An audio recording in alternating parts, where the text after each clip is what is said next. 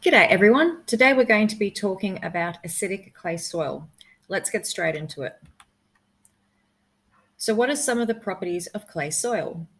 Generally speaking, clay soils are hard to dig and cultivate, drain slowly after rain and quickly become waterlogged, and warm up slowly as summer approaches, which can lead to delayed plant growth and workability. Clay soil particles are extremely fine. The largest clay particle is more than 1,000 times smaller than the smallest sand particle. Clay particles are less than 0.002 of a mil, while silt is between 0.002 and 0.05 of a mil, and sand being the largest of particles between 0.05 and 2 mil. So, how do we know if we have clay soil? For some of you, it's a simple matter of taking a look and recognizing that dreaded look of clay as shown in one of the samples I've taken in the past. But aside from this method, let's take a look at how we can better identify the type of clay soil we are working with by assessing the soil texture without actually having access to a full laboratory analysis.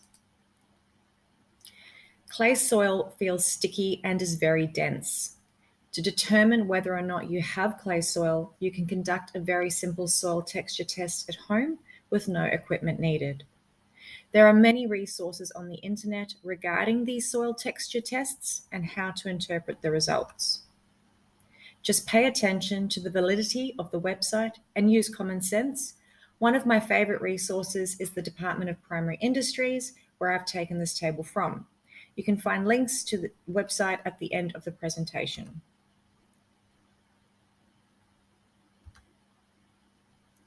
The Victoria DPI website has a great flowchart which can also help guide you through identifying what type of soil you have. I'll also pop a link to one of my videos where I show you just how easy it is to conduct a soil texture test at home. Right, now that we've successfully determined that we are working with clay soil, the next step is to find out the pH of your soil, which is critical for a number of reasons, including to gain insight as to the availability of essential nutrients. I've popped a link to one of my videos showing you just how easy it is to conduct a pH test at home. There are, of course, expensive professional-grade pH kits which you can also buy, but for the average home gardener, the type of test shown in my video is affordable and reliable. Clay soils hold water really well and are actually quite rich in plant nutrients. They can, however, result in nutrient loss. To understand a little more about this, we first need to understand the concept of cation exchange capacity. Soil particles tend to have a negative charge on their surface. Clay is the main type of soil that has a negative charge. Therefore, the more clay that is present in your soil, the greater the negative charge. This is really important as positive and negative particles attract. Elements that have an electrical charge are called ions. Positively charged ions are called cations and negatively charged ions are called anions. The most common soil cations, that is, positively charged ions, are calcium, magnesium, potassium, ammonium, hydrogen, and sodium. The most common soil anions, that is, negatively charged ions, include chlorine, nitrate, sulfate, and phosphate. The negative charge on the soil attracts the positive charge on these cation nutrients.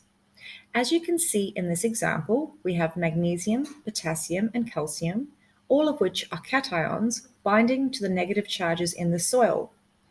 The soil is therefore storing these cations, which are, again, positively charged ions. The little red and purple guys floating around here are representing water molecules, whilst the little purple and blue guys in the root hair system are chemicals stored within the plant's root system. Plants tend to release chemicals that react with the soil water or soil solution, and these chemicals tend to release hydrogen ions.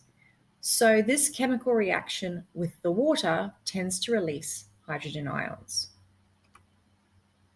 So as we can see here, the chemical reaction with the water tends to release and produce hydrogen ions. Note that the hydrogen ions are positively charged. Because they are so tiny, they get really close to the negatively charged spots on the soil, and they displace the positively charged nutrients, such as potassium and magnesium shown here, that were bound to the soil particles and are released.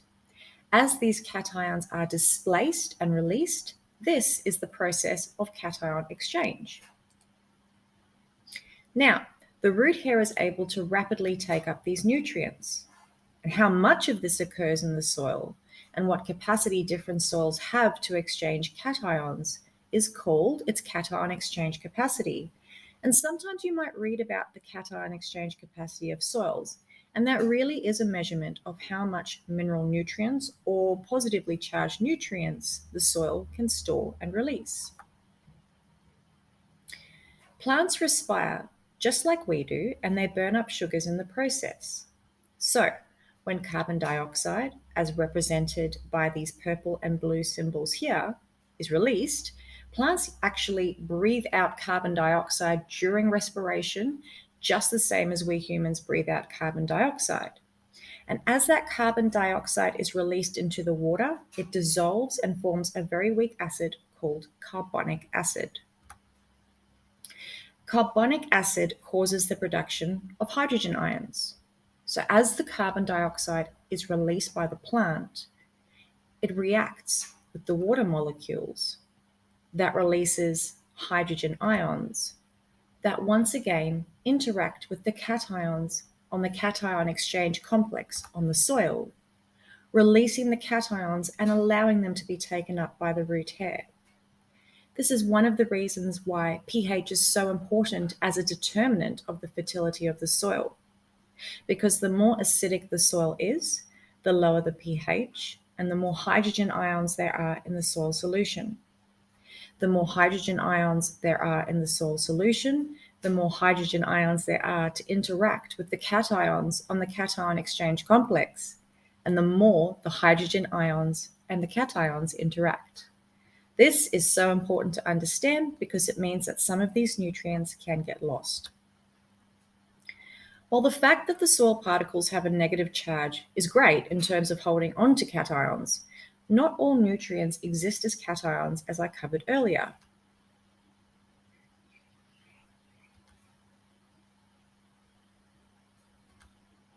Two very important nutrients, nitrogen and phosphorus, occur either wholly in the case of phosphorus or partially in the case of nitrogen in a form that is negatively charged.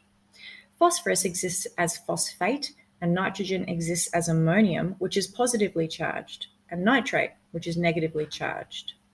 Remember, positive and negative charges attract, so like charges are therefore repelled by one another.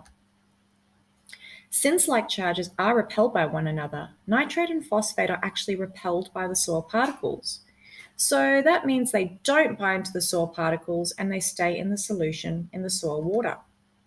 That's important because if there is an excess of water in the soil, you're going to get what's called leaching or runoff. And as that water runs away or leaches lower into the soil, it takes those negatively charged or anionic nutrients with it. So, as we can see in this example, the nitrate and phosphate ions are leached away every time there is an excess of water present in the soil. Let's just take a step back and watch that scenario again, except this time let's replay that scenario in acidic soil.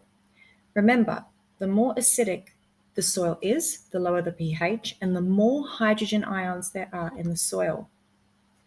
Whilst those hydrogen ions play an important role in allowing plants to take up nutrients, if there is an excess of water and an excess of hydrogen ions, then both the positively charged cations and the negatively charged anions can be leached away. As we learned earlier on, the hydrogen ions displace the cations during the cation exchange, releasing them into the soil solution. However, in the case of excess water being present, the water can leach away all of the nutrients, both cations and anions, before they can be taken up by the root hair.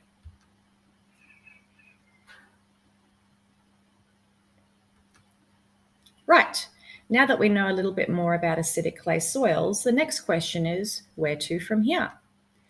First, you will likely want to know how to improve the structure of your clay soil to achieve a nice loam, which is just a mixture of sand, silt, and clay particles.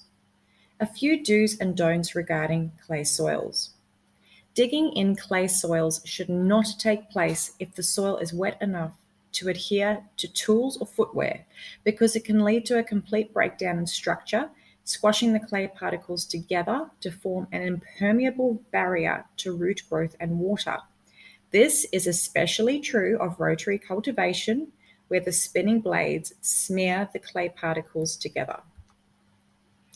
The best way to deal with clay soil and to maintain good structure and tilth is to add organic matter. You can begin by loosening the top layer of the soil to break up the clods and allow air, water, and roots to penetrate more easily.